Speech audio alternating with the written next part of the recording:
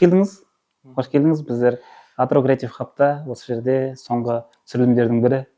Қазір кешкі Атырауда уже салқын түсіп жатыр. Кофемен әңгіме айтайық деп. Мен деген көп подкастқа негізі тұсаукесерге баратын едім. Да? Жабуға келіп отқан бірінші подкаст. Жоқ, надеюсь, жабылу емес. Осы жылдың қорытындылау. Қорытындылау. Осыған дейін енді бірнеше қонағымыз болды. Солармен әңгіме айтып, күшті әдемі келе жатыр. Подкастқа біздер новичокпыз, енді келіп жатыр. Сөйлесуімізден андай құттай ақаулар болса. Жоқ, керемет, қуаныштымын. Бұрыннан естіп жүргем, қуандық. Біздің ауылдас бауырым ғой. Сондықтан бұрыннан шақырып жүрген негізі. Міне деп бүгін бұйырып жатыр екен. Қуаныштымын. Сізді тарихшы, дінтанушы деп таныстырды. Сол туралы бастап айтып кетсеңіз. Енді негізгі мамандығым тарихшылық. Оралда бітірдім, тамамдадым. Кейін артынан діндер тарихына қызықтым. Сосын магистратуралық білімді Ресейдің Башқұртстан деген федералды республикасы бар ғой. Сол аймақта оқып, кейін артынан докторлық білімді Түркияда тамамдадық діндер тарихы бойынша. Сол, басқа ондай қатты биографиям жоқ. Маған қызық болатын да, әртүрлі мамандықтарда дінтанушы деген, дінтану деген қандай нәрсе ол? Бізде дінге байланысты қазір Қазақстанда 3 мамандық бар. Дінтану, исламтану, теология деген. 3 мамандықты бір-бірімен шатастырады. Алдында да менің студенттерім біреуіне айтқан ғой, таксистеріміз бізде керемет импровизаторлар ғой. Қайда оқисың, неде оқисың десе, оқитын студент қарындасымыз болып тұр, шашы жіберілген, жалпы былай қарағанда қоғамдық орынға сай киінген. Сосын таксистке айтқан, мен деген дінтануда оқимын. Таксист қарап, молда шығып қойды деп айтады. Ол ондай мамандық емес. Дінтану, діндерді жалпылама зерттейтін мамандық. Тумысын, тарихын, болмысын діндердің. Теологиямен қандай айырмашылығы бар? Енді қазір келе жатыр. Сол 3 мамандықтың ішінен дінтану бұл философиядан шыққан. Философиядан бөлінген мамандық. Исламтану бұл шығыстанудан бөлінген мамандық. Теология ол кәдімгі діни мамандық. Яғни теология өзі бөлінеді. Ислам теологиясы, христиан теологиясы, басқа деп. Ал дінтану жалпылама барлық діндерді зерттейді, оқиды. Христиан тану мүмкін, басқа мүмкін, барлығы кіре береді ішіне. Бірақ енді бізде Қазақстанда бәрібір сен қай елде оқысаң, сол елдің хал ахуалына қарайсың. Бізде бәрі басты конфессия ислам ғой. Исламға бағытталады, көптеген сабақтарымыз, көптеген бағдарламаларымыз, бірақ жалпы объективті қарайды барлығына. Мысалы, бүгін жаңа студенттерімді шіркеуге апардым. Бізде эстетика деген сабақ бар.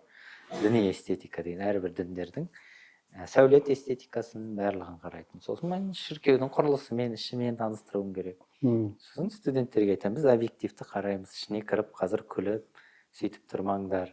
Құлшылық етіп жатқанда. Мысалы, біз мешітте тұрып намаз оқып жатсақ, бізге де әрекетімізге күлсе, басқалар келіп қандай қарайсыздар?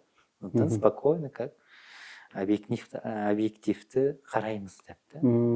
Сондай мамандық жалпы. Қызық екен. Бізде дінтану көбінесе тарихтың мұғалімдері сағат ретінде қосып алатын бір қатты жолға қойылмау, көбінесе тарихшы мұғалімде бере салады. Сондай бір көзқарас қалыптасқан. Енді барлық жерде сөйтіп мектептерге барсақ та мұғалімдердің бәрі сұрайды, дінтану мамандық кері енгізу керек қой деп. Мен айтамын, кадр қайда оған? Біздің Атырауға өзі дінтану енді ашылып жатыр. Оған үлкен кадр керек. Мысалы, Түркияда дінтану деген кәдімгі сабақ жүреді. 5-ші класстан бастап 9-ші сыныпқа дейін. Оның кәдімгі ұстаздары бар. Мысалы, менің группаласым Түркияда 50-ге келіп қалған ағай. Ол кісі дінтанудан сабақ беретін адам.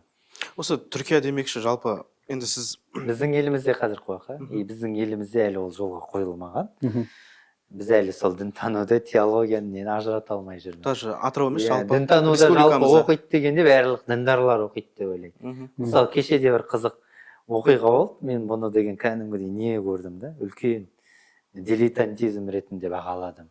Өйткені университеттің ауласында 3-4 жігіт Аллаху акбар деп айқайлаған. Ол біздің мамандыққа мүлдем қатысы жоқ. Біздің мамандық ол кезде 11-де сабағынан бітіріп кетіп қалды.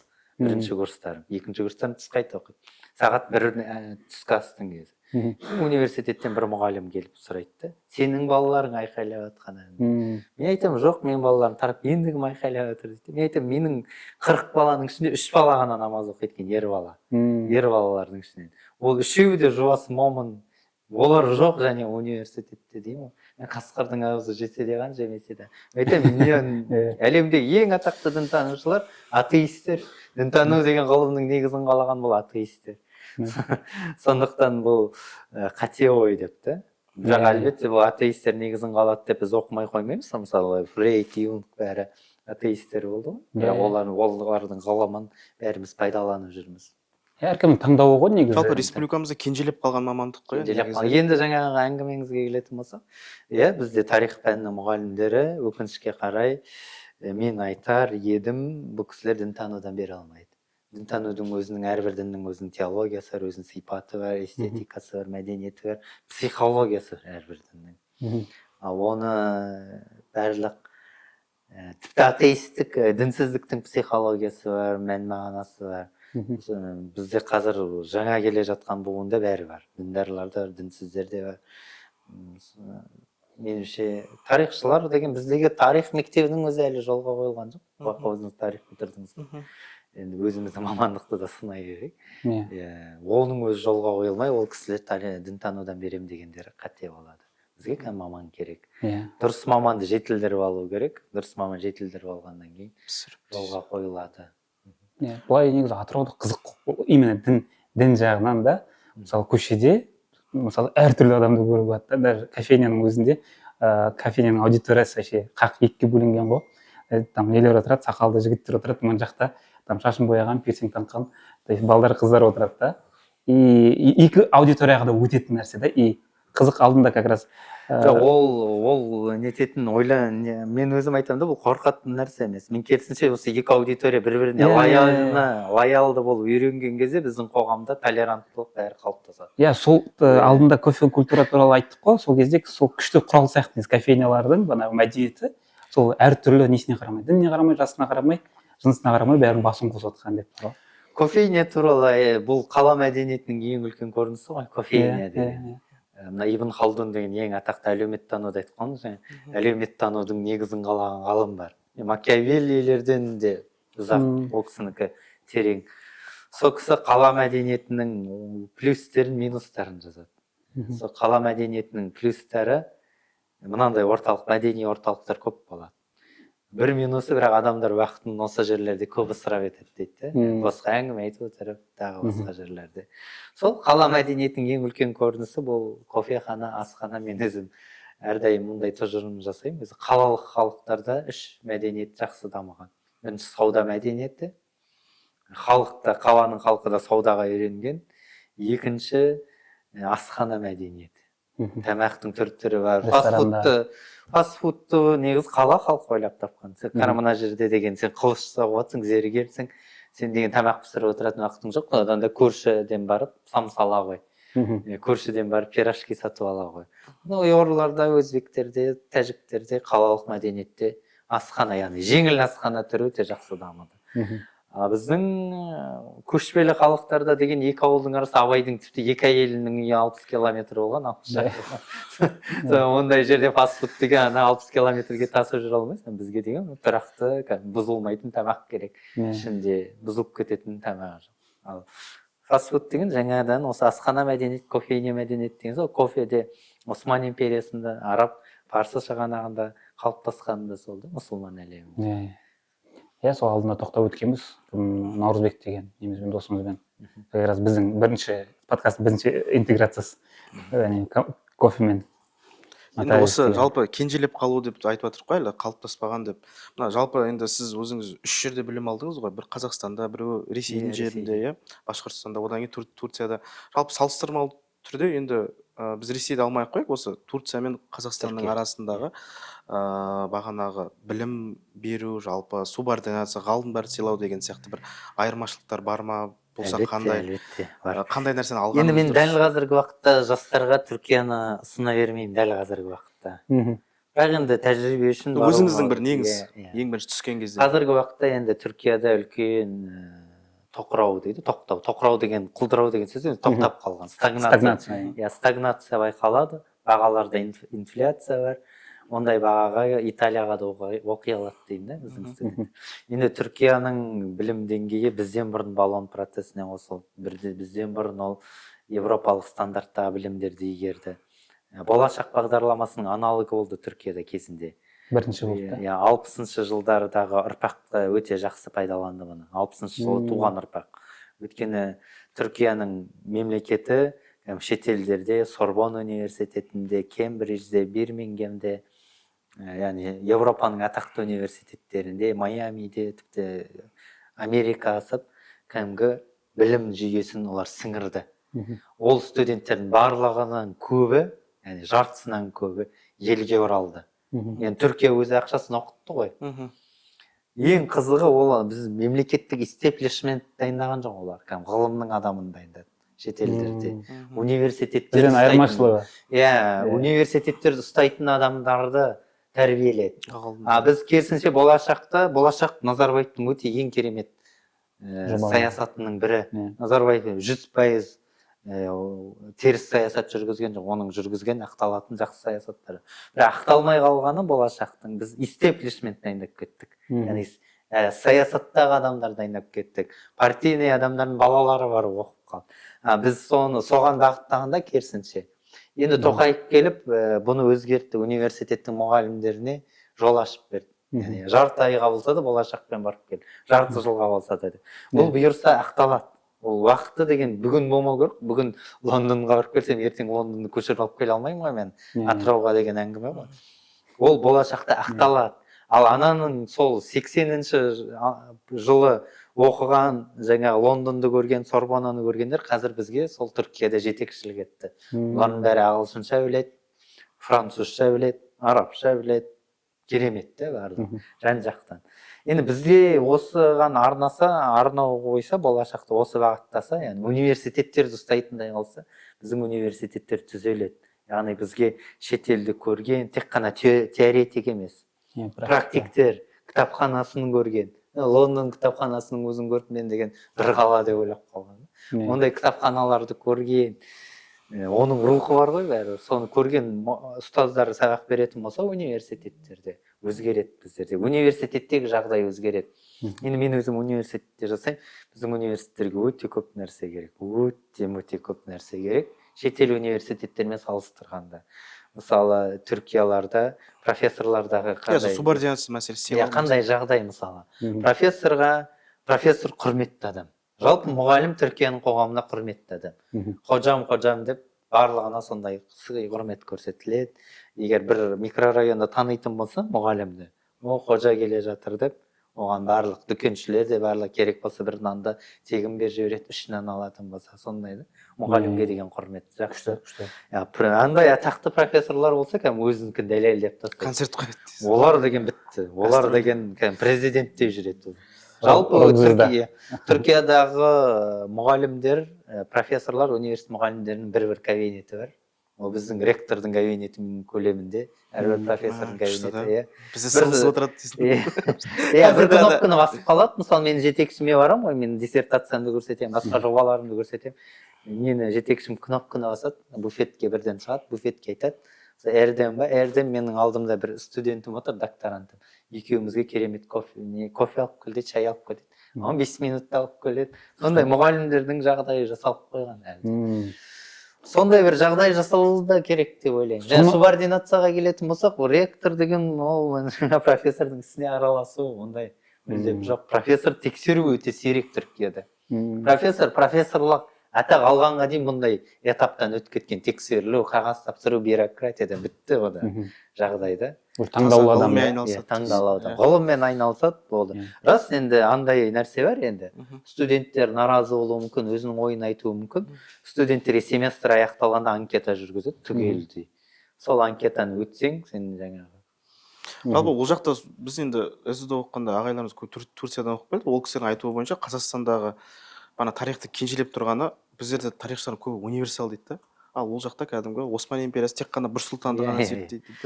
Ол да бар, сосын жаңағыдай универсал дегенде бізде отандық тарихтың да жолға қойылмаған себебі біз материалистік тарихпен жетілген біздің тарихшы ағайлардың көбі ағай апайлар. Ол жақта тарих философиясы оқытылады. Тарих философиясы оқытылғаннан кейін идеалистік тарих бар екенін, идеологиялық тарих бар екенін, соның бәрін түсіндіреді. Сосын барып сен кәдімгі объективті тарихшы болып шығасың, ол тарихты оқысаң.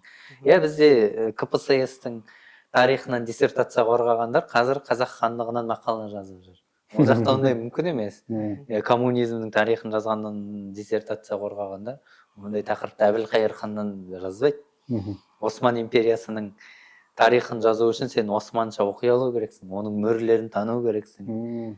Бізде ондай жоқ қой. Қазақ хандығын, қазақ хандарының хатын оқи алмайды кейбір тарихшылар әріптестеріміз. Бәрі емес деп қоймай, кереметтері бар, еңбекқорлары, кітапханада отыратын, архивтерде отыратын, мысалы біздің Атыраудың атақты тарихшылары бар, мен оларды өте қатты құрметтеймін. Аққали деген сияқты ағайлар бар, мысалы сіз кітапханаға байланысты сіз қай университетте оқыдыңыз, ұмытып қалып отырмын. Оралда.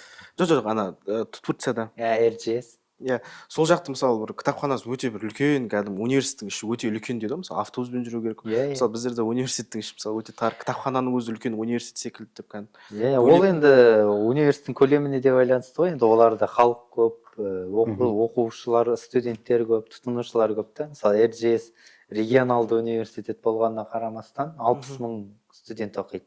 Біздің Казгудың, Казгумен ЕНУ-ды қосқанда екеуінің студенті бір РЖС-ке жетпейді. Соның көлемі үлкен болады. Әртүрлі факультеттің зданиясы, ғимараты әртүрлі болады. Әр жерде орналасып, бәрі бір жерде кампусы, кәдімгідей машинамен баратындай, велосипедпен баратындай, самокатпен баратындай кездеріміз болады. Енді кітапханасы бөлек әлем. Кітапханасы бір факультеттің көлеміндей болады. Яғни зданиясы. Бөлек факультетке оларда бөлек ғимарат береді ғой. Оның ішінде оқисың, мұғалімдердің бөлмелері, аудиториялар деген сияқты. Олардың кітапханасы бір факультеттің көлеміндей кітапхана болады. Сосын әрбір факультетте бір кітапханадан болады. Біздерде вообще бір несі жүреді. Иә. Сен яғни факультетіңнен таба алмаған кітаптарды орталық кітапханасынан табасың, болмаса қалалық кітапханаға ара бересің. Ол жақтың кітапханалары қалай? Кешке жұмыс жасай береді. 24-те менің ауданымда, мысалы, махалле дейді, микрорайонында, менің ауданымда, жанымда кәдімгідей 500 метр жерде 24-те 7 жұмыс жасайтын кітапхана болды. 24-те 7, мысалы, түнгі сменге баратын болсаң, саған, мысалы, 10-нан бастап кірсең, 12-де шай береді, 1 мен 2-лерде түскі астың көлеміндей ғой, сен түнде барып отырсың бірақ. 1 мен 2-сінде, түнгі 1 мен 2-де саған сорпа береді. Тегін бәрі. Кісі көп келе ма кітапхана? Толып отырады. Мен түнде де орын таба алмай кететін кездерім болған. Мына Слановқа барамын ғой, біз Атырау қаласының ең үлкен, Сланов ең үлкені ғой. Сол кітап бірдеме жазып отырасың, уже 6:30-да босату керек па, жабылады. Одан кейін көп ешкім келмейді да, тып-тыныш қой. Жоқ, мен мысалы күндізде, түнде де барғанда орын таба алмай кететін кездерім болды. Түнде барғанда. Жастар да бәрі. Жастар шәйлерін ішеді, жобаларын жасайды, магистранттар бар, докторанттар бар, әртүрлі студенттер бар. Енді оларда сессия тапсыру кәдімгідей стресс енді. Студенттер үшін. Академический честность ол жақта жолға қойылған. Өте жолға қойылған. Олар енді жалпы үлкен реформа. Енді Түркия аспаннан осылай түсті демеймін енді. Олар мұндай дағдарыстан өтті, біздің секілдей дағдарыс. Мысалы Түркия дәл қазіргідегідей. Қазірдің өзінде оларда тоқырау болып жатыр ғой, енді ұзақ жолға билік дегендей. Түркияда мұндай жағдайға жету үшін олар 4-5 революцияны бастан кешірді. Әскери, қанды. Мен Қазақстанға ондай керек деп ойламаймын. Бірақ мен ойлаймын, біз 30 жылда деген 30 жылында Түркия деген 1-2 революцияны қатар жасаған кездері болған. Айтамын да, біздің елімізде қайта бұның барлығы қан төгіссіз жайлап жолға қойылса екен деп тілеймін мен өзім. Өзі мемлекет мұндай дағдарыстардан өтеді екен, қалыптасып келе жатқанда. Подростық бала сияқты ғой, қалыптасып қалған. Біз әлі деген 35 жыл деген ол адамның өмірі үшін тең жартыс өмірі болуы мүмкін, ал мемлекет үшін дым емес та ол деген. Мысалы Қытай 4000 жылдығы, 5000 жылдығын тойлайын деп жатыр. Біз 35 жылда болған жоқпыз ғой, бізде 4-5 мың жылға жетеді, тарихымызды тауып аламыз ғой, бірақ деген. Мемлекет ретінде аз ғой. мемлекет ретінде де 4-5 мың жылға жеткізе аламыз, бірақ біз ортада үзінділер бар да. Біз ортада метрополиялық аймақ болдық. Бірақ бір жақсы бізде пример бар қарайтын, үлгі бар. Турцияны қараймыз, Лондонды, Англияны қараймыз, там Ресейден алатынымыз бар, Қытайдан алатынымыз бар деген сол бар. Мүмкін оларда асықпай дамыды, себебі олар өздігімен несетті сол. Біз және біздің мемлекет болуымыз технологиялық, тез жүруде. Мысалы алдында Елизавета туралы пост жазғанда айтқан. Елизаветаның уникалдылығы телевизор шыққан кезде таққа отырды, ChatGPT шыққан кезде тақтан кетті. Бүтін дәуірді бастан кешірді. Оның ортасында түрлі түсті теледидарлар бар, интернеттің шығуы бар, бақтың дамуы бар, бұқаралық ақпарат құралы. Соның бәрін бастан өтіріп кетіп барып, биліктен кетті, дүниеден өтіп. Мен айтамын, уникалды тұлға. Негізі Европаның өзі біз қызығып қарайтын қаншама революция, қандай революциялар өткізді, қаншама ғасыр. Францияның өзі 5-ші республикада отырды. Шатасасың ғой негізі. Біз негізі біздің қазақ, мына жаңағы біздің тарихтың проблемасы, біз енді тарихшымыз ғой, негізі мамандығымыз тарих. Кешеде жазған, біз тарихқа идеалды көзқараспен қараймыз. Абылай хан қателік жасамаған. Әлихан культ бар, аңыздандыру бар. Бұл енді бұл әдебиетшілердің кезінде тарихқа араласқанынан болды. Қонаевтың өзі біз істей аламыз ғой. Қонаев деп, мысалы, жоқ, олар қателік жасады. Жақсылығы да көп болды. Мысалы, біз Назарбаевты айтсақ, түгел жамандығын айтады да, барлығы. Bir жақты ғана айтады. Бұл деген, сен, мысалы, біреуді қалай түгелмен жақсылап отырсаң, жақсы мақтап отырсаң, түгелмен жамандауда бұл да фанатизм да. Мысалы, Шарль де Голль Францияны қалыптастырған, қазіргі Францияның негізін салған адам. Бірақ Шарль де Голль да биліктен қалай кетті? Қызыл мамыр дағдарысымен кетті, студенттер алаңға шығып бар, оларды атып, қан төгілгеннен кейін барып кетті. Болмаса атақты Шарль де Голль Гитлерді тоқтатқан, немістің оккупациясын тоқтатқан Франциядағы генерал. Ондай Шарль де Голльдің аналогы бізде Назарбаев болды, ондай проблема емес деп ойлаймын. Мемлекет өзінің тарихында өзі мындай қаңтар сияқты оқиғалардан өтеді екен бәрібір. Енді менде мынандай сұрақ, бүгін біздер шетел туралы айтып отырмық қой енді. Жалпы бірінші соғысқа дейін енді Англия, жалпы Ұлыбритания әлемді билеп тұрды ғой, жалпы екеулеріңіз де барып келдіңіздер. Жалпы біз осы Ұлыбритания барып келген алдында Бақытгүл апайдан сұрадық. Жалпы өзіңіздің бір перепечатление дейді бағанағы музей жағы, мысалы, кітапхана жағы. Маған ұнағаны енді Лондон керемет жұмақ бекен деп айтпаймын. Лондонның кедейлер тұратын, қарапайым халық тұратын. Ондай проблемалар да жетеді. Өзі үлкен қаланың мәселесі де үлкен болады ғой. Ондай мәселе, мен өзім арнайы сол мынау Ортанқол мигранттар тұратын ауданда тұрдым, өзім бюджетный, соңғы барғанымда. Бюджетный жағдаймен бардым кәдімгі. Орел и решкада $100 2 күнге жеткізеді. Сондай өр жерлерді іздеп бар. Мен мысалы сондай қонақ үйге қонамын деп, клуб жұқтырып келгем, қандала үйге келсем деген істердің бәрі қысып. Одан не шақырып әйтеуір. Үйді тазалағам, 1 апта, 2 апта алысқам өзі үйге келгенде де. Мен сондай ауданында болдым. Ондай жерлері де бар. Бірақ мен жалпы жергілікті лондондықтардан үйренгенім өзі Шекспирдің өзінің айтатын сөзі бар. Қаланы қалай ететін әкім, саясаткер ондай емес. Қаланы қалай ететін халқының өзі дейді, қала халқының өзі дейді. Мен жергілікті лондондықтарға қарап көзім тойды. Жергілікті лондондықты кездестірдіңіз да? Өтінен жаңағы жұмыстан қайтып келетін мен лондондықтарға мындай өзіме жоспар құрып алдым. Олар 8 сағаттық жұмыс жасайды ғой. 8-ден сағат 4-тің арасына дейін жұмыс жасайды. Мен таңертең 8-де мен жағаласпай қойын, олар жұмысқа барады, өзім де жай тұрам дегенде. Ал 4-тегі уақытты аңдып мен метроға отырам. 4-тегі жергілікті лондондықтардың жүріс-тұрысына қарап отырсам. Акцент тыңдайсыз. Акцентін тыңдаймын, жүріс-тұрыстарына қараймын. Жергілікті лондондықтар кәдімгідей лордтар да, шынымен де. Киінген киімсі, қыздары да, жігіттері де кәдімгідей таза киінеді, ухоженный. Метроға отырса да кәдімгі тіп-түзу жастары, аяқтарында классика, үстерінде классика, қолдарында шатыр зонтик, жаңбыр жауып кетеді ғой Лондонда кез келген атта. Шын мәнісінде мен көзім тойды ондай мәдениетке. Енді бұлай келген мигранттар білдіреді ғой. Мен Пакистанға барып келгенде болдым. Сіз сондай ауданында болғансыз ғой өзіңіз. Орталық жақта болдық қой біздер көбінесе. Орталықтан да негізі табасыз жақсы жерін, жақсы адамдар. Сосын мен Лондонның өте көрген позитиві, автобустарда кезекпен мінеді. Иә, мен вообще таң қалдым. Метроға кезекпен мінеді. Жабайы ұқсап жанынан кіріп жатқан біздер. Қалпаятындай Сосын ма? бізде деген анау неде Алматының метросында айқайлап жатады ғой, оң жаққа тұрыңдар, эскалатор. Иә. Олар саналы түрде сауда үйінің метросы бола ма, маңызды емес. Қандай эскалатор болса да бәрі оң жағында тұрады. Неге? Сол жағыменен асығып баратқан адам жүгіріп кетуге не болады, басқа болады. Ал сен екеуі келе жатасың, төртеу болып келе жатасың, бәрің бір сызыққа тұрып қаласыңдар. Олар оны саналы түрде жасайды. Және келген туристерден соны талап етеді екен. Мен бірінші күн досымыз екеуміз атыраулықпыз ғой, енді мына 14-ке мініп үйреніп қалған. Шауып барып жүгіріп батын жатса, сәр деп айқайлайды, сосын очередьті көрсетеді. Біз кіріп кеткеннен кейін барып түсіндіріп бізге. Олай болмайды деп бүйтіп. 14-ке міндірген бала сияқтысың. Ондай мәдениет ол ғасыр, олар да оны күні кеше үйренген жоқ, бірақ оны ғасырлар бойы жеткізді ғой. Қалыптастырды оны. Енді олар миграцияменен енді күресіп жатыр. Европаның басты канцер деп айтады, проблемасы, яғни рагы, осы мигранттардың мәселесі да. Олар үшінші әлемнен мигрант келіп жатыр. Олардың бәрі бүлдіріп жатыр деп. Сіз енді Пәкістандықтар тұратын ауданда тұрғансыз ғой. Енді неге олар ол жақта көп мынандай нәрсе де өзі кезінде батыс Европаның елдерінің барлығы біз сияқты шығыс елдерін отарлады да, ең соңында мигрант болып оларға ағылды бәрі. Яғни пәктер, пәкістандықтар, үндістандықтар, бангладештіктер ағылшынша біледі, Лондонға барады. Аналар французша біледі, алжирліктер, басқалар Францияға барады. Футболистердің тәжіктер, өзбектер орысша біледі, олар Мәскеуге барады деген сияқты ғой.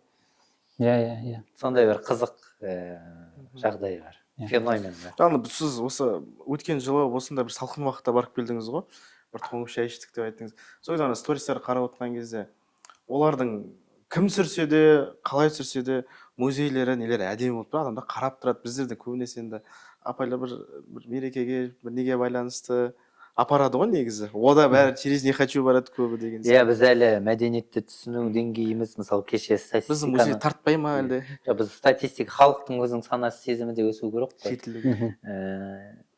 Мысалы кеше статистика қарап отырып, 26% ғана кітап оқиды екенбіз Қазақстанда. Бұл аз көрсеткішті. Бір 35-40-тан асу керек қой ең болмағанда.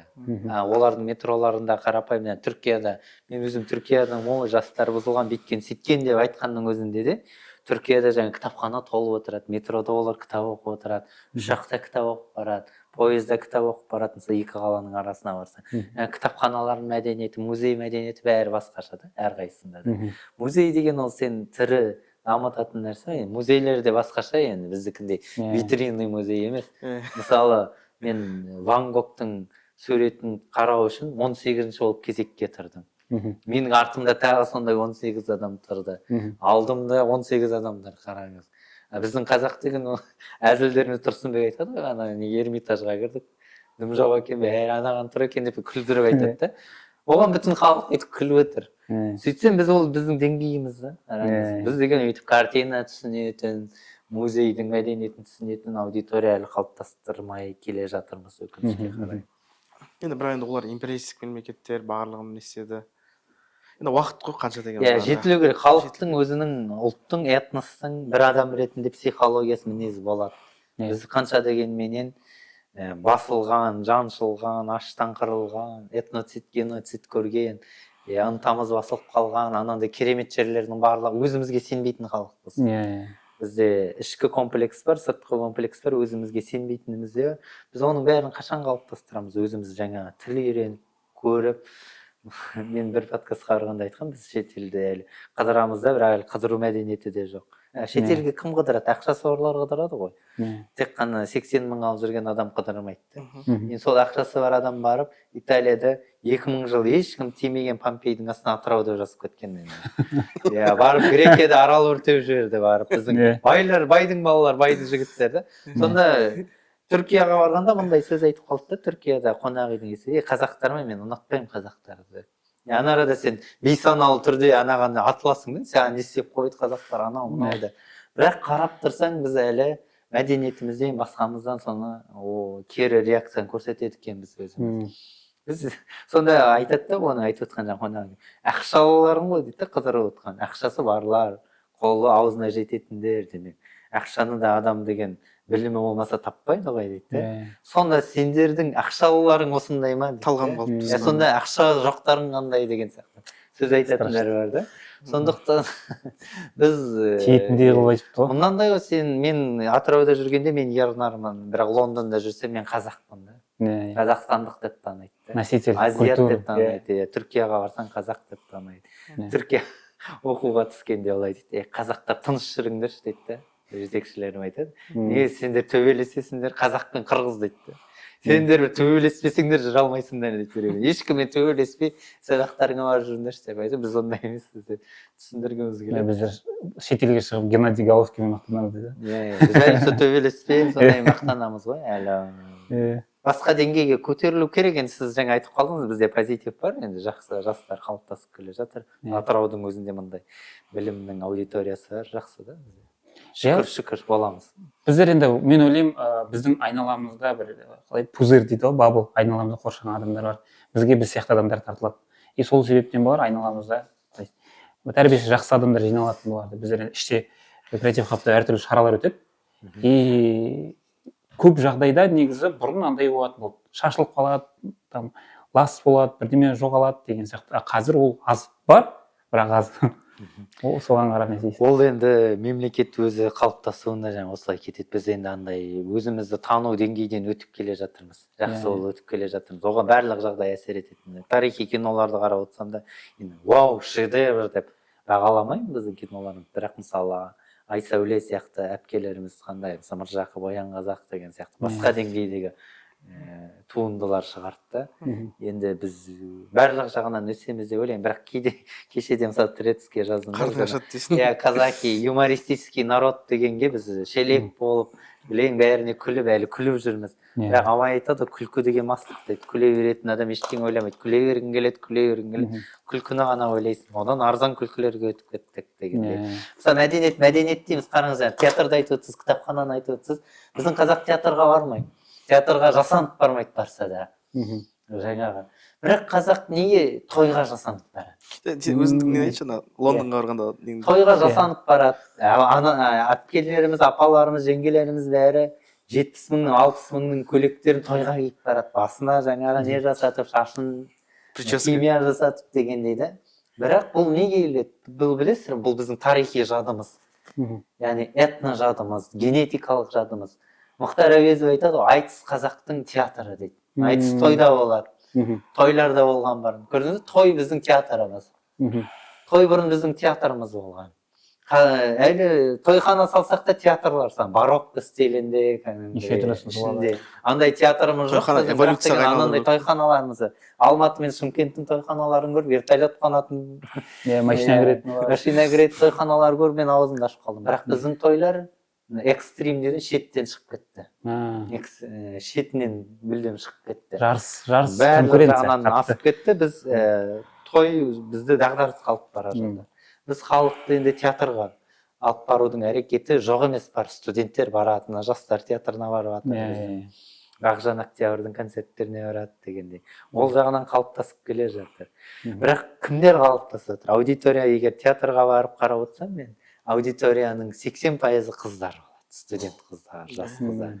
Жігіттер дейді, келіп отқан 20%. Қыздар әкеліп отқан жігіттер дейді. Яғни бізде жігіттердің де деңгейі өсу керек.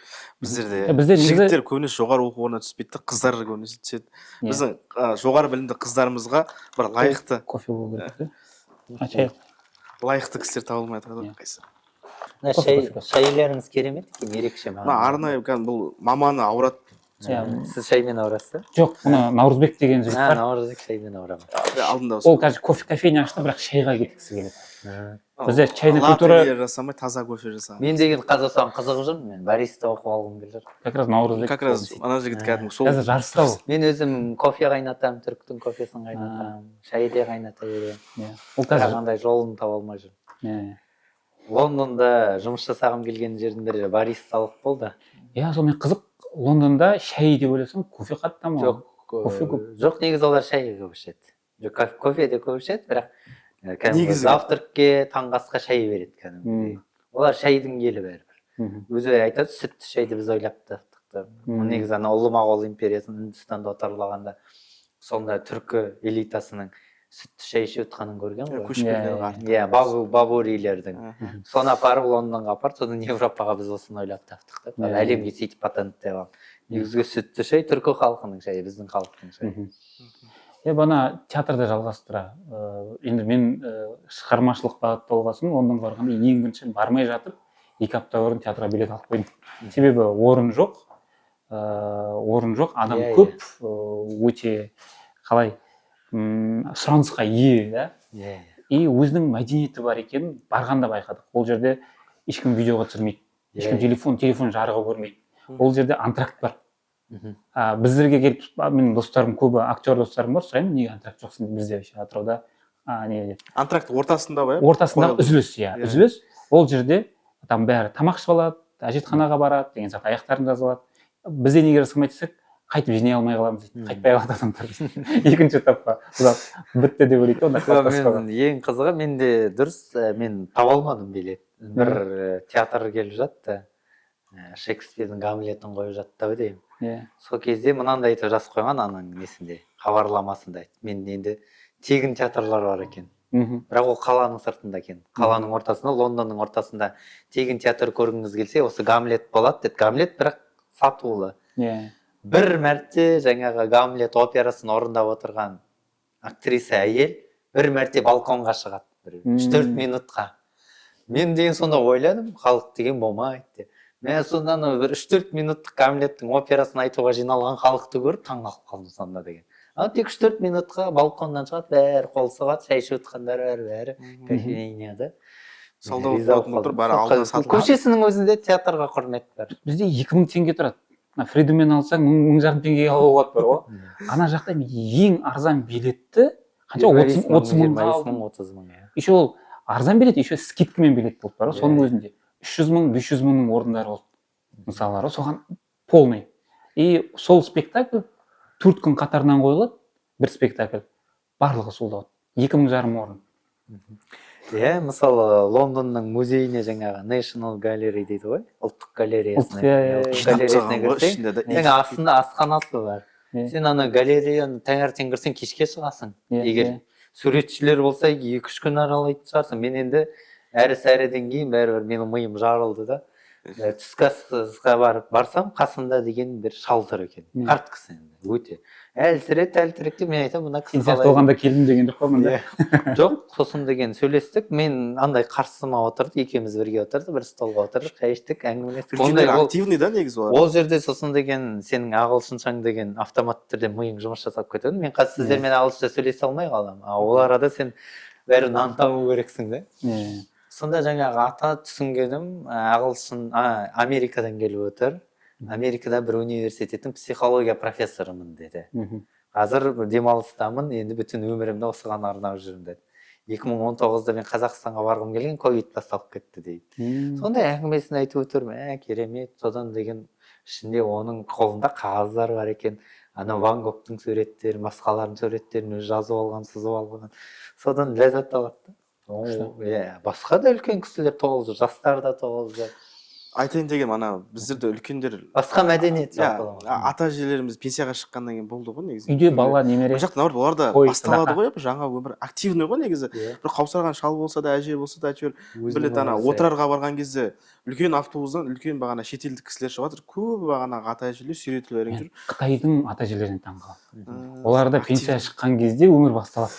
Бізде наоборот пенсияға шықты, сіміріп қалды деп. Қай елге барсам да Қытай әжелер жүреді ғой. Қызық сол. Қолдарында сақ бар. Үйленгенсіз бе? Мен үйленгенмін, иә. Енді мынандай ғой, жаңа осы арада Мұхтар Шахановтың сана биігінде кездесу деген жұбыменен адамның осындайды айтылады. Сен мысалы әйелің жарың да тек қана 4 қабырғада отыратын болса, сен мысалы Лондонды көріп келіп барып жұбайың айтатын болса, ол не деп тұрса, ол да жаман да. Сенің ең көріп келген нәрсеңді біреумен бөлісу керек. Впечатлениені бөлісу керек. Абай өзі айтады, ғылым деген біреу үйренерім жоқ дейді. Кімнен үйренейін десем, сұрарымды білмеймін. Кімге үйретейін десем де білгенімді, ол да ішімде күйік болып қалады дейді. Сана биігінде кездесу деген де осы да. Яғни сен осыны келіншегіңмен бөлісе алуың керек.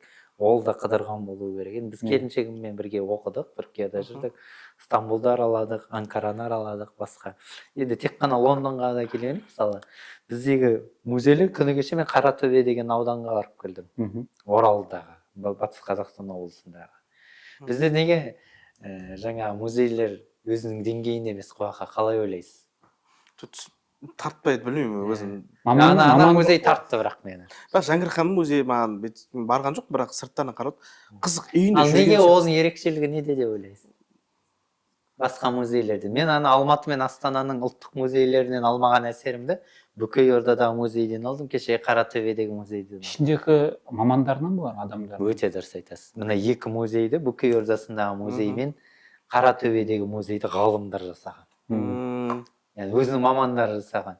Бізде музейлерді мәдениет басқармасына береді. Мәдениет басқармасы спортпен біріккен, оны кім жасайтынын білмейсің. Спорт, туризм бәрі бар. Басқа бәрі кіріп кетеді де оның ішіне. Ал ананы кәдімгі ғалым адам жасаған көріпті. Ана Қаратөбеде Төлеген Иманғазиев деген атақты алашордалық болды. Әскери Алашорданың әскерилерін дайындаған. Соның ұрпақтары салған музей. Оның бір ұрпағы сол Оралда филология ғылымының доктор профессор, Орал университеті, Махамбет университеті. Мен сол кісінің, ол кісі маған сабақ берді. Музейге кіріп келгенде бірден байқадым да оның ана кісінің қолтаңбасын. Мына жақта Алаш сол Төлеген Иманғазиевке арнаған зал бар. Ішіне кірсем, анандай ғой, Алаш деген бұл республика ғой. Ол деген мемлекет, сенің 3 жылдық мемлекеттің, сенің 3 жылдық тәуелсіз республика тарихында. Ана 3 жылға кірсем, сен басқа алаштықтардың басқа музейіне барып көріңізші. Бәрі азып тозып бутырка түрмесінде отқан, жаһаншаның жарты беті инсульт сапқан фотосын қойған, сондай да. Ал ана музейге ал жерге барсаң қанса, ал ана музейге кіріп келгенде Әлиханның үстінде костюммен тұрған, жаһаншаның таяғы ұстап лорд сақталып тұрған, Мұстафаның сондай керемет бақытты оның әйелдерімен бірге құшақтасып Қырымда демалған суреттерін бәрін кезінде оқыған студент кезінде. Ол элитаның балалары ғой, кезіндегі истеблишменттің балалары да. Саяси жүйенің балалары. Олардың ең керемет фотоларын қойған да. Сен әкелген кезде айтасың, міне біздің елді басқарған. Мынандай машинамен Мерседестің үлгісін қойған. Анандай машина мінді деп те. Ана Бутыркадегі түрмесіне апарып, мына кісі сенің еліңді басқарды ма деп қараса да ұялып қалатындай тұр да. Мектепте соны үйретеді ғой. Депрессияға кіріп кетеді. Депрессияға кіріп кетеді. Мысалы, Ахмет Байтұрсыновтың үйіне барғанда, оны кісені ма бірнеше түрді ана бағана. Үйінде қамап ұстағандай. Ерекше әсер алдым ана музейден, ұнады маған. 3 жыл болса да ол мемлекеттің басшылары ғой. Қаржолтайға кешуде Сәкен жазады, бұларда машина мінді, байлар болды. Мен айтамын, ел басшылары машина мінді, Мерседес мінген. Ел басшылары машина мінбегенде не мінеді? Ол түйемен жүре ме елдің басшылары? Дұрыс қой ондай нәрсе деп. Мен сондай музейін көріп, мен риза болдым да. Бізде наоборот андай костюм атқан. Бірақ енді ол шалғайда жатырды. Мен түрік профессорларымды мен мысалы келсе, мен мына музейлерге апарсам кішкене сәл қысылып қаламын, қымтырылып қаламын. Мен олар бірдеме тауып алады. Енді жаңа сарматтардың қорғаны оларға қызық қой. Ал ана мысалы мен неткімге Жәңгір ханның музейіне апарғым келеді. Ол қазақ хандығының соңғы символы ғой. Қазақ хандығының соңғы резиденциясы. Мен Стамбулға бардым, Долмабақша деген сарайға. Таңертең кіріп кеште шықтым ондан. Абдулхамид ханның сарайы, одан жаңағы бөлек-бөлек салған, оның бөлмелері, әйелдердің басқа бөлмеде жүрген сияқты. Басқа да, мүлдем басқа әлемге кіресің да анарада. Оны олар өзінің тарихымыз деп сақтайды. Анара Топкапы Сұлтан Сүлейманның сарайына барасың, ондағы да империяның бақытты кездерін салатты бәрі деген. Біз неге андай кезімізді салатынбыз? Естеліктер әлі свежий ғой, естеліктер кезіндегі. Жоқ, қиындық көрген. Содан ондай да музей болғаны дұрыс, қиналғанымызды көрсететін, бірақ айтамын да, ондай қатты пессимистік жағдай. Жоқ, мен деректі фильмдер Жәңгір ханға байланысты мен барып көрген жоқпын да, мысалы да. Бірақ менің ощущением Жәңгір ханды ана жерде жүргенін елестете аламын да.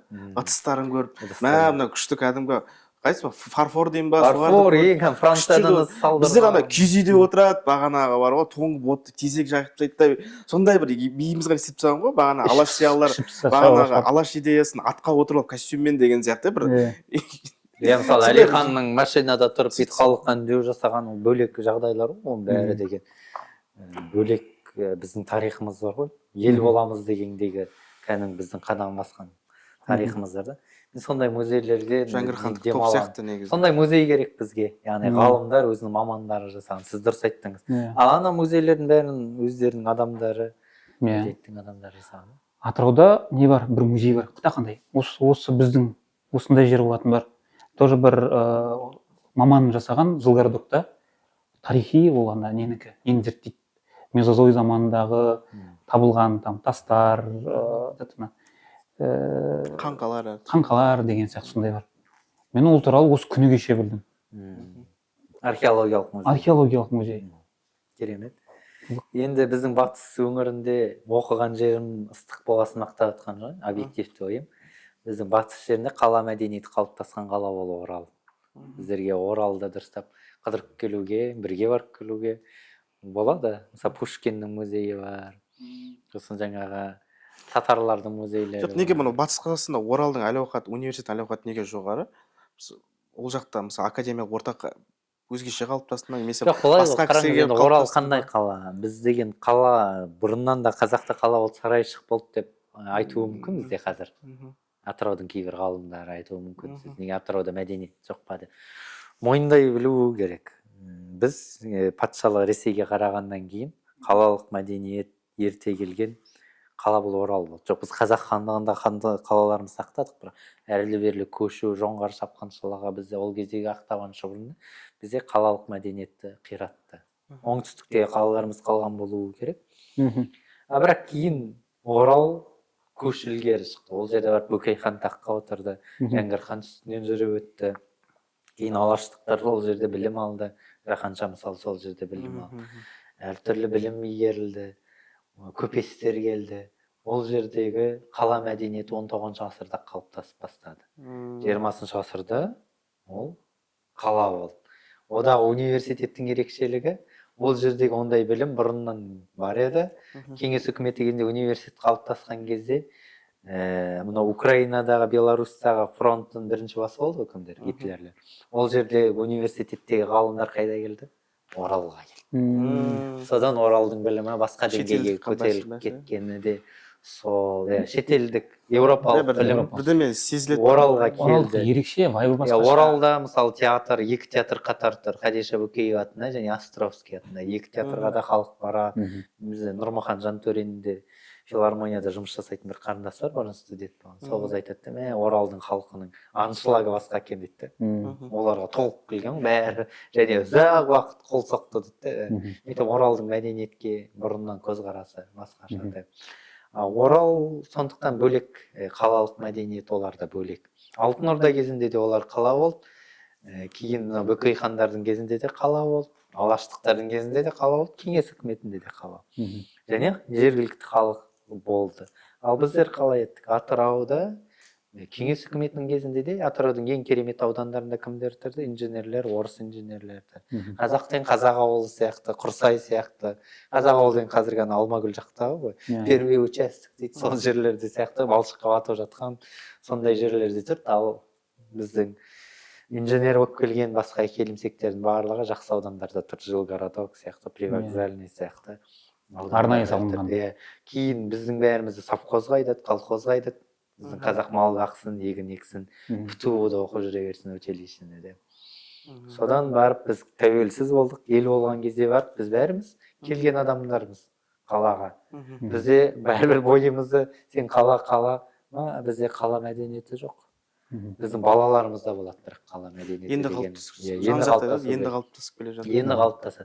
Біз неге қалаларымызды әлі қоқыс тастаймыз, неге шемішкі тастаймыз, басқа тастаймыз? Біз әлі қала мәдениетін игерген жоқпыз. Біз ауылдан келдік өйткені. Ауылдан адам көшкенменен адамдан ауыл көшпейді дейді. Біз дала мәдениетін ұстап келдік. Енді соны қала мәдениетін орналастырады. Мен Оралда, мен 2012-де мектеп бітіргеннен, мен Атырауды мүлдем тек анда-санда бір 10 күнге келіп кеткенім болмаса, мектеп бітіргеннен бірден Оралға кеттім. Оралда жылына бір рет ауылға келетін едім.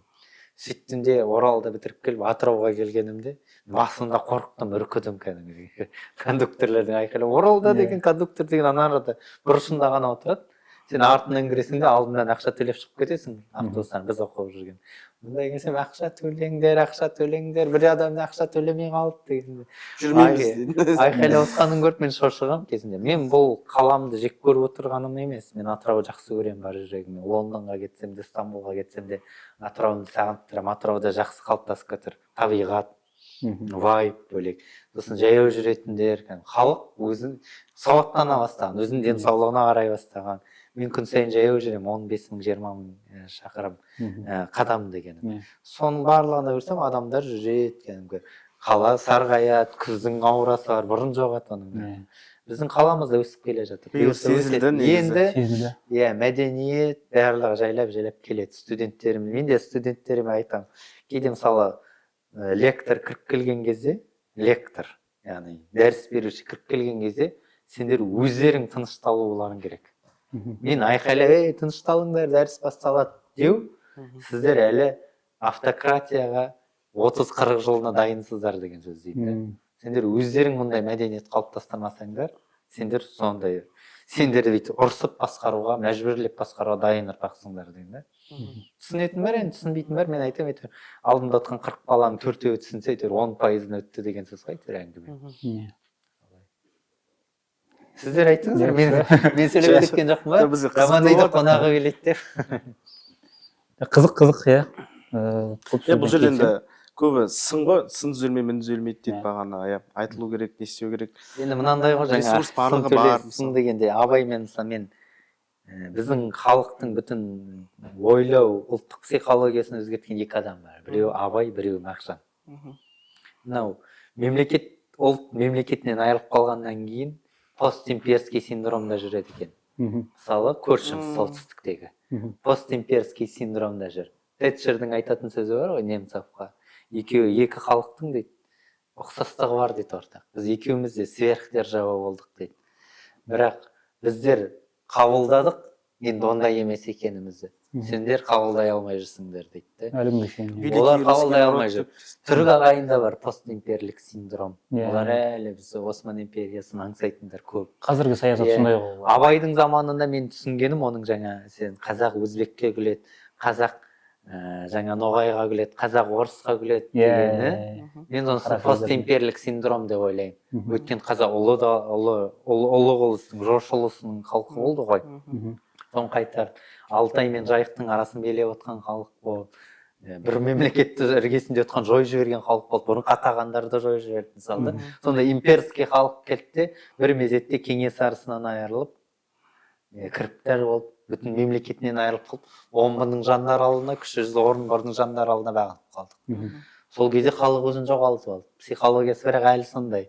Күледі, өзбекке күледі. Әлімге дейін сондай. Басқа күледі, сонда Абай не айтып отыр? Өзбектердің өзі бүйтіп жатыр деп бізде сөйтіп айтады ғой. Сонда Абай біздің постимперлік синдромымыз сындырған адам екен да. Қазақ қараңдар. Бірақ Абайды түсінген буын сол алаштықтар еді. Олар топ-тобымен неге феномен, олардың бәрі 7-8 тіл біледі. Құдай берген жұбан, Халел Досмұхамедұлы, Жаһанша Досмұхамед. Неге олар бір топта қалыптасты? Өйткені оларға Абайдың ілімі соққы болды. Олар шықты. Сонда Абайды қарап отырсаң, Абай өзі қазақ жек көретін адам сияқты. Содан мен ойлаймын, Абай ғана сөйде. Мағжанның алдында педагогикасын оқып отыр. Мен мүлдем басым сынып кетті. Мағжан айтады, педагогиканы. Әлемде бала тәрбиелей алмайтын екі халық бар. Қазір коучтар біз айтып жүрік дейді ғой. Мағжан бұны 100 жыл бұрын айтты саған. Әлемде бала тәрбиелей алмайтын екі халық бар, соның бірі қазақ дейді. Сосын айтады, әлемдегі ең ұсқынсыз халық қазақ дейді. Дене тәрбиесі, педагогиканың ішінде дене тәрбиесінде айтады. Ең ұсқынсыз халық қазақ. Бойлары аласа, қарындары шығып кеткен, ет жеу алып, қарны сипап жұлдыз санап атады. Анарда мен айтып отқандай сезініп қалдым өзім деген. Содан деген ойладым, бұл кісілер ауырған екен ғой халықты дұрыстай. Жан-жағынан санасын сілкіген екен ғой, санасы сілкінсін деп. Оян деп. Қазақ бойын түзесін, денесін түзесін, баласын түзесін, білімін түзесін деп. Сондай ауырған адамдар екен ғой деп. Сол ауру біз сияқты, сіз сияқты оқыған адамдарда болу керек те. Мен қазақты дұрыстасам екен де. Ол ұрпақ түзелу керек қой. Біз енді миллениалмыз, біз қалама, қабылдама, біз деген кішкене туғанымыздан қиындық көргенбіз, шешелеріміз базарға шығып кеткен, дұрыстап емізбей қалған. Кішкене қуақаңдар, кішкене нормальный ұрпақ деп айтуға болады енді. Ол бәрі әсер етеді ғой. 2000-нан кейінгі ұрпақ неге ерекше болады? Өйткені бізде дүкендер сөрелері толған, сүтке тойған, олар агуша жеген деген дейді. Жақсы етіп тойған да барлық жағынан. Олар кәдімгі телевизорды қараған, свет сөніп қалмаған олардың кезінде. Дорамаларын қараған, қолдарында айфон бар бәрінің. Бұның бәрін біз еңбектен өзіміз таптық қой. Олар ондай емес. Сондықтан мен айтамын, бұларды бәрібір басқа буын болады. Басқа толқын болады. Олармен санасу керек. Оларға сабақ берудің жөнін өзгерту керек. Олардан үйренетін нәрсе көп негізі. Үйренетін нәрсе көп. Алдында мысалы Казгуде студенттерге мен риза болдым. Топтасып тұрып, арыз жазып, сондай бір әрекет жасады. Мен айтамын, ризамын да. Бұл ұрпақ өзін қорғай алатын ұрпақ. Біз қорғай алмадық өзіміз. Үндемей бұғып отыра бересің. Мен студенттеріме соны айтамын. Мен де бала кезімде, жас кезімде, студент кезімде сәл бунтарлығым болды. Бірақ мен жалғыз едім да. Мен айтамын да, мен 1000-мен күрестім, сендер 100-мен күресіңдер, сендерден кейінгілер 10-мен күресіңдер. Қазір күшті трец бар, шығара салады. Отменить ете салады. Непальда да сондай бір үлкен жастарын есепсе қопарып тастаған жоқ па? Бірақ енді жастардың жолын табу керек. Жастардың барлығын қопартса береді деп, оны жаман жаққа да пайдаланып кетуі мүмкін. Олар психотроптық заттар. Сол қызық маған. Көп революцияларды, көп нелерді неге жастар студенттер. Қызыл мамырдағыларсы деген недегі Парижде студенттер, 86 жилеттер бар, да, Францияда. Енді мынандай ғой, жастар мынау бір топ бар ғой, бір топтасқан топ, олар бір тұтас сезінеді. Мысалы, қазақ ұлты, ана бізде Мамбети деп айтқан басқа ұлттың қызына неге топтас салдық? Топ біріге алады ондай кезде. Топтың психологиясы бір болады. Сондықтан жастардың тобы өзіне төнген қауіпті және жаңа үлкендердің бұлардың болашағын білдіретінін жастар жақсы сезінеді. Сол үшін қарсы энергиясы жалын болады. 91 жылғы да кеңестер үкіметін таратып жіберген, Мәскеулерге жиналған, ел сенді қолдаған жастар еді, студенттер еді. Олар не істеді? Олар кока-кола ішкісі келді, пепси ішкісі келді, пицца жегісі келді олар. Кеңес үкіметіне тек пирожки бар еді деген сияқты, борщ бар еді. Оны қалады, джинсы кигісі келді олар, сойлар перемен деген өлең айтып. Бұл мәдениет пен халықтың түсінігі бірге жүреді ғой, жаңа сойлардың әні сияқты.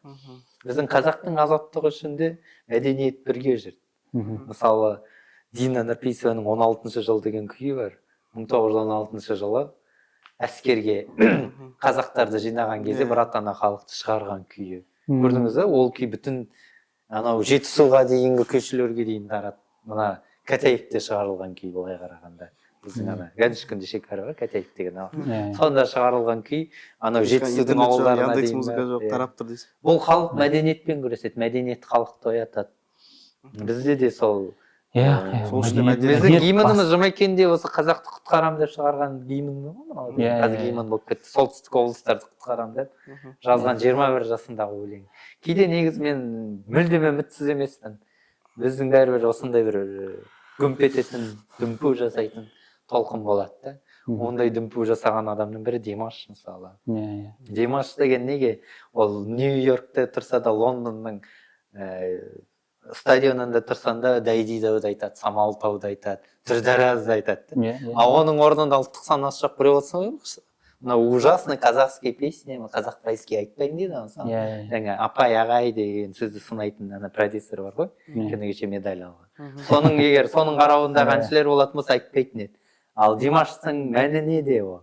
Димаш ол феномен ғой. Димашты мен 2014-тен бері қараймын, Славян базарынан гран-при алған кезде. Сонда мұндай әсер болды.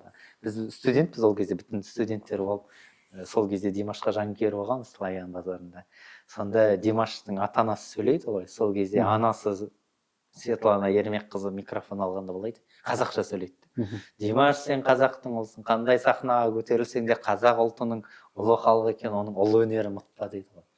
Сен анадан келіп тұр да, қараңыз. Ондай тәрбие алған Димаш деген ол өзінің ұлтына позитивпен қарайды. Ол содан Нью-Йоркке шықса да, Қытайдың сахнасына шықса да, Самал Тауды қазақтың домбырамен айтатын әндерін айта береді. иә осы күні кеше неде ал орталық оның Нью-Йоркта. орнында комплексі бар біреу болса мен деген қайда мына Бейонсенің деңгейіндегі әншімін мен неге ондай әндер айтамын деп қалуы мүмкін Мгм, мгм. иә келісемін. ондай жаңағы Димаш сияқты дүмпулер ол болады да иә мәдениет ана қатар жүреді дейді да сол менің негізі қынжылтатын менде негізі. мынандай сұрақ бар, оны мен әртүрлі кісілерге қойдым. Бірақ әрбір адамның өзінің қалай айтсақ болады, жауаптары әрқилы да.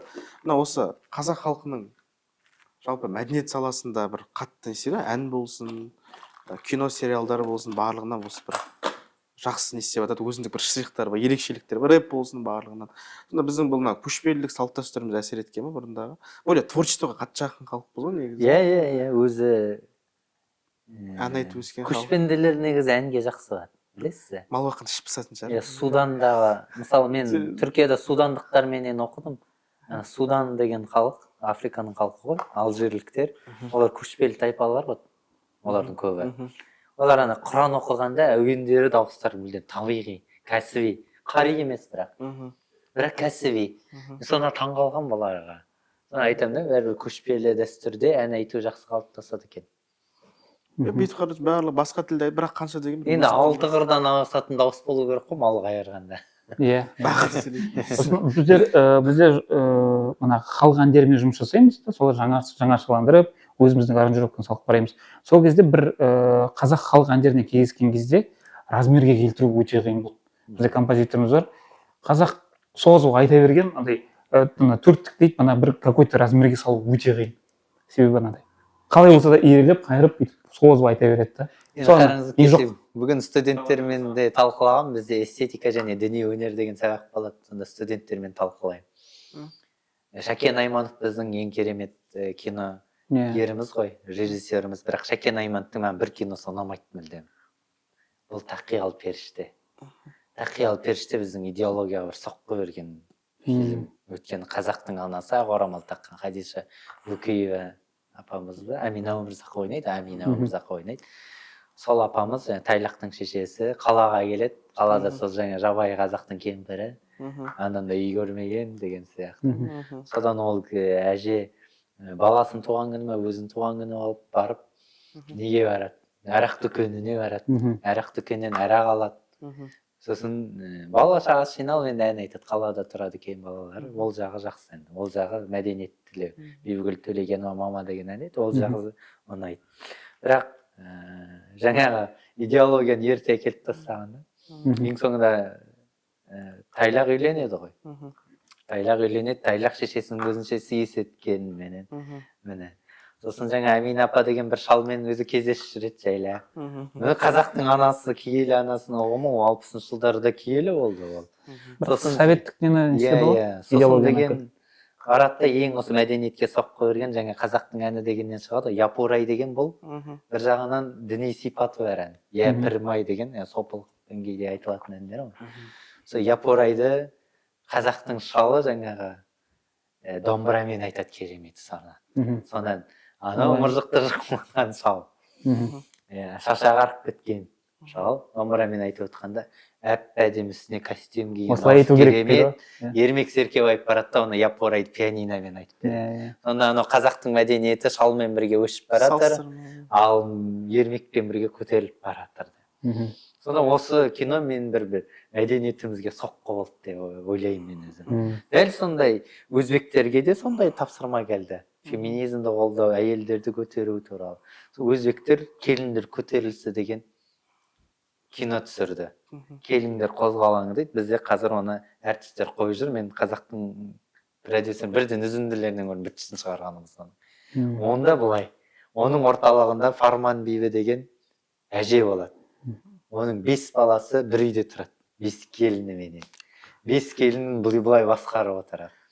5 баласы жалақысын әжеге әкеліп береді. Әжесі сосын кімнің керегінше ортақ ақшаны ортақ қазынадан бөліп береді әрқайсысына. Бірақ ең соңғы баласының келіншегі комсомолка болады. Енді ана арада комсомолка жеңіп кету керек қой ана әжені. Режиссердің кереметтілігі ең соңында. Типа ана әйелдерді жеңгендей қылып көрсетеді, бірақ ең соңында ұйытқысын алып келеді. Фарман Бибі барлық аналарын басқарып отырады, сөйтіп барлығын аналарын бәрін басқарады. бала шағасын бәрін басқарып басында ақ жаулық болады деген. Сосын әрбір сөзінде бәрәкалла, бәрәкалла, бәрекелді ғой енді біздің қазақтың. Сол сөзді айтып отыра береді. Сосын жаңа келіндер бір заманда андай комсомолка келіні бастап көтеріліс жасайды. Мен сізге стипендиям бермеймін, зарплатаны бермеймін. Басқа келіндер де көтеріледі. Сөйтіп Арман бейбі ең соңында ренжіп бір күнге жоқ болып кетеді үйден. Ленинградта балам оқып жатыр деп. Немересі оқып жатыр, соған барамын деп. Соны пайдаланып жаңа 5 баласы үйді 5-ке бөліп алады. Шарбаққа 5 қазан тамақ пісіреді, бөлек-бөлек. Содан 5 келіннің арасында қырғын басталады, топалаң басталады. Ең соңында қазан деген түркі халқында қасиетті нәрсе, символ, отбасының символы. Баратта қазан жерге төңкеріледі. Сол кезде Фарман бейбі келіп, жүрегі бір түрлі, сол көршісі бар, көрші атасы бар келді. Сол келіп Фарман бейбі айтады, сен үйіңе бар, балаларыңа керексің деп. Түнде Фарман бейбі кеш қана ымырты үйіріліп жатқанда, Фарман бейбі әже үйіне кіріп келе жатқан кезде немересі, құттай немересі алдынан жүгіріп, әже сен келдің ау үйге дейді. Сол кезде балалар да келіндері де келіп құшақтап Фарман бейбіні сондай кино бітеді. Үлкен әулет ұйытқысы. Иә. Соңғы кульминациясы келуімен бітеді. Анау сонда келіндер басында жеңген болып, ең соңында бірақ әже жеңіске жетеді. Мен ана киноны көріп аузымды ашып қалдым. Өзбектер кеңес үкіметінің өзінде тыңдамай. Өзінің идеологиясын тығып жіберген да. Иә. Ал мен соны осы 2 киномен салыстырамын да. 2 киномен біз деген идеологиямызға кішкене соққы жіберген. Бірақ енді ол да керек болған бар, өйткені қыз жібегі өтті да, Жәкен Аймановтың. Қыз жібегі сыналды, ұлттық сипат алып кетті дейді. Сондықтан андай мүмкін модернистік кино керек болған шығар деп ойлаймын. Бірақ меніңше қатты соққы болды қазақтың идеологиясына сол. Яғни мәдениетпен де халық өседі ғой. Иә. Менің ойыммен сіздер қалай? Сіздер мәдениеттің адамсыздар ғой? Мен көңілім толмайды, бана айтып бастап жатқам. Жалпы бізде әлі күнге шейін енді бізде жауапты адамдар бар, жауапты органдар бар. Олар не істейді? Бұрынғыны қолдайды, заманына бейімделмейді. Жастар бұрынғыға бет бұрмайды, мысалы театрға бармайды деген сияқты. Бірақ қазіргі популярный государственный емес шағын жеке театрлар, мысалы Шам театры деген сияқты өте қатты популярный да. Жастар театры Астанада. Иә, олар бар да. И оған жастар көп бет бұрады. Бірақ біздегі жауапты адамдар оған мән берілмейді деген сияқты. Біздің театрға барсаң, енді үлкен ескілер ойнайтын театрға барсаң, айқайлау көп қой қазақта. Не айтып жатқанын түсінбейсің. Ол жерде жастарға да мүмкіндік берілмейді. Ол жерде цензура да өтпейді, банағы неге қоймайды, қалай афишаға салынбайды, қоюға мүмкіндік бермейді. Біздер осы креатив хабта төменде театральный зал ашқанбыз кішкентай. Сондай банағы идеясы бар, ойы бар жастарға, мысалы режиссерларға мүмкіндік беретіндей, қоя алатындай қылып доступно, ешқандай не жоқ, цензура жоқ. Халық мәдени баю керек қой, барлық жағынан. Сол ең кезін бір рет бір онлайн не болды, кездесулер болды. Сол кезде Оксфордтың бір профессор болды. Сол айтады да, Қазақстанда болған, и ол Лондонда креативный индустрияның негізін қалаған кезде, мысалы мұнай өндірісі бар, и креатив өндірісі деп қалаған 90-шы жылдары. И сол кезде басында болған айтады да, бізде банағыдай адамдарда қалай медицинаға деген правосы бар. Медицина адам бесплатно емделеді. Білімге деген құқығы бар, бесплатно оқытылады. Сосын құқық бар, то есть оның қорғалады полициямен. Сосын 4-ші сұрау мәдениетке деген құқығы. Музейлер бар, ашық алаңдағы инсталляциялар бар, ескерткіштер бар, соның барлығы айтылады, көп жеткізіледі. Сосын байқап қараймын, бізде ондай жоқ екен. Бізде ата-аналар театрға барыңдар деп айтпайды, немесе мектепте де студенттерді күштеп апарады. Мысалы, күштеп апарған нәрсе ол қызық. Шаралардың көбіне күштеп апарады ғой. Соны байқадым да, олар соны кәдімгідей белгілеп айтты, бізде мәдениетке деген құқық бар деп. Вот содан болар мүмкін. Олар да жаңа конференция ұйымдастырса да студенттер жұлқылап апармайды. Адамдар келеді. Бізде бір айтады ғой, тыңдаушы ықыласты болса сөйлеуші шешен болады деп. Кейде бірдеме шығасың, баяндама айтасың, телефон шығып отырады, апайдың көзін бағып отырады кеткісі келіп, алдыңда әрең отырған бала тілің байланады, тұтығып қаласың, өйткені тыңдағысы келмей отыр да. Барлығы бірдей де сауатты болып кете алмайды. Рабочий класс деген Иә. Оның барлығына бірдей нете алмаймын, бірақ көп бөлігіне әсер ете Негізі алады. бейімдеу керек қой негізі қазір жастарға. Мысалы қазір театрға көбірек барып бастады бұрынға қарағанда. Билеттің де құны өсті. Ол банағы маркетинг, жастар маркетингке келді. Мысалы театрдың афишалары дұрысталды, түсіретін видео рилстары дұрысталды деген сияқты. Жастар театры қалай қазір солдаттар жиналып жатыр да, ашылғаны 2 жыл болған жоқ. Сол банағы бейімдеумен не істеп жатыр. Мюзиклға байқаған мюзикл көбейтеді басқаларына, себебі ол қызық. Дұрыс айтасыз. Иә. Енді жалпы мен сіз айтқан сияқты жастарымызға, студенттеріме өзім позитивпен қараймын әлі де. Олардан бір нәрсе шығатынын білем. Бұйырса олар елімізді көркейтетінін білем. Алдағы уақытта бұл анау деген өмірден күйініп болды жастарға тастап кетемін деген әңгіме емес. Олар бәрібір басқарады. Толқын ғой, жаңа толқын. Жаңа толқын. Сол 90 ауыз сөздің тобықтай түйіні, бізге мәдениет керек, әлі де дамыту керекпіз. Ойымыз, идеямыз жақсы болды сіздерге келіп, өзіммен пікірлес адамдармен бөлісіп қалғаны. Операторларыма қарасам, ол кісілер де шаршап қалған сияқты. Соныменен аяқтайық. Деген ойдамын, енді сіздер өздеріңіз айтыңыздар. Жоқ, жалпы айтатын темалардың барлығы қозғалды, тақырыптардың бәрі қозғалды. Келіңізге рахмет. Біздер сол мәдениетке байланысты андай бір үлкен нелерді көтермедік, банальный нәрселерді. Сізді басқаша жағынан ашайық деп. Рахмет. Қуандық бауырымыздың осы жақында кітабы шықты ғой. Шығады бұйырса. Шығады, шығармасы шықты. Мен ол шығармасының бірінші оқырманы мен болдым, оқыған адам. 1 жыл бұрын ба оқыдым баяғы. Кейін артынан жарып шығатынына мен сендім. Жарып шықты, осы жақында жүлделер алды. Қуақаң деген басқа биік мақсат қойған да, Нобель сыйлығын аламын. Бұйырса онымен. Қазақта сөздер көрініп тұрған таудың. Ешкімге айтпап еді, бір кісіге айтып едім дейсің. Естіп қалдық қой дейсің ба? Жоқ, жақсылықты бөліссең көбейеді дейді ғой. Қазақта айтады сөз көрініп тұрған таудың биіктігі жоқ деп. Бұл кісіге демек Нобельдің тауы көрініп тұр да. Бұл кісі өзі жетер жете алмас, бірақ бұл кісі жолын салып жатыр да. Ол кісі салған жолмен ертең ол кісі өзі жетпесе де шәкірттері жетеді дегендей. Өзім просто тарихи әділетсіздік дейтін нәрсе бар ғой. Мұхтар әуезовтер мысалы, Мұхтар әуезов мен үшін көксерегі Нобель алатындай шығарма. Енді ол соған Ленин премиясын алды ғой. Алаш орда егер орнайтын болса, тәуелсіз болатын болсақ, Әуезов те, Майлин де бәрі меніңше Нобель алатындай шығармалар жазды. Тіпті Шыңғыс Айтматов та қырғыздың жазушысы, Нобельге лайық адам ғой. Көз жеткен жерге қол жетеді дейді. Рахмет Ерақа келгеніңізге. Сөзді бір жаңаша жағынан ашайық деп. Мен бұл кісі отқан жерде көп сөйлемеймін негізі. Братан ғой. Тыңдай бергім келеді. Маған да басында не істеген? Айтқан, ескерткен. Үнді сүміреп қалды десіз. Сол, Ерақа келгеніңізге көп рахмет. Бүгін сондай бір күшті бір кешкі шай, кешкі кофе болып төлеймін. Рахмет, Алла разы болсын. Жігіттерге де көп рахмет. Бәріне рахмет, нотариусқа да рахмет. Жігіттерге рахмет. Нотариуске рахмет. Жаңа аудитория тыңдаушы қалай дедіңіз? Тыңдаушы ықыласты болса. Тыңдаушы ықыласты болса сөйлеуші шешем болады. Бұл кісілер біздің қазір тыңдаушыларымыз осы 2 жігіттің реакциясынан ашылып кетіп жатыр қой. Сол, көп рахмет. Тағы да жүздесеміз деп ойлаймын, тағы да әңгімеміз көп болады деп ойлаймын. Сол, келесі кездескенше. Мен Қуақаңды шетелге шығарып алып келу керек. Бұйырса жұмыстан атып, менде де бірге сол көгеріп кеткен. Менде жанашыр көрерменімін, оқырманымын. Бұйырса кітап шығарамыз. Жақсы салыңдар. Рахмет.